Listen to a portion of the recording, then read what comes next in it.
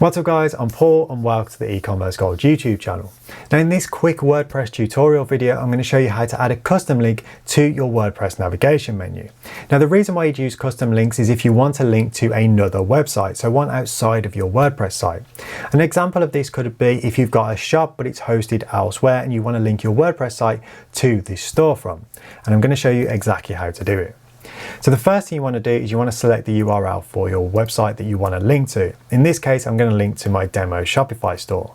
So we're going to copy this URL, go into our WordPress dashboard, go into appearance and go into menus.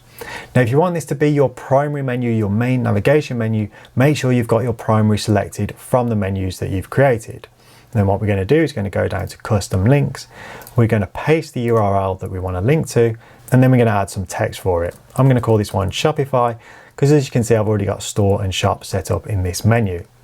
And if we click on add menu, it adds that item to the menu, and then you just want to save the menu. Once the menu has been saved, we're going to go into the front end of our WordPress site, and as you can see, the option for Shopify has been added there. And if we click on it, it redirects to the Shopify store.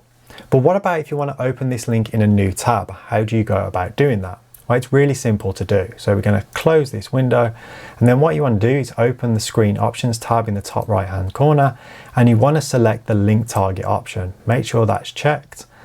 Close the screen options tab, and then go down to Shopify or whatever you've called it, and you'll see this option has been added, open link in new tab. Just make sure that's selected, click on save menu. Once the menu has been saved, you can go back into the front end of your site, click on Shopify, and as you can see, it's opened in a new tab with our WordPress site still open there. So super simple to do. So that's how you add a custom link to your WordPress navigation menu. Hope this video has been helpful. If it has, a like would be absolutely awesome. So thanks for watching. I really do appreciate it. Stay awesome, and I'll see you in the next one.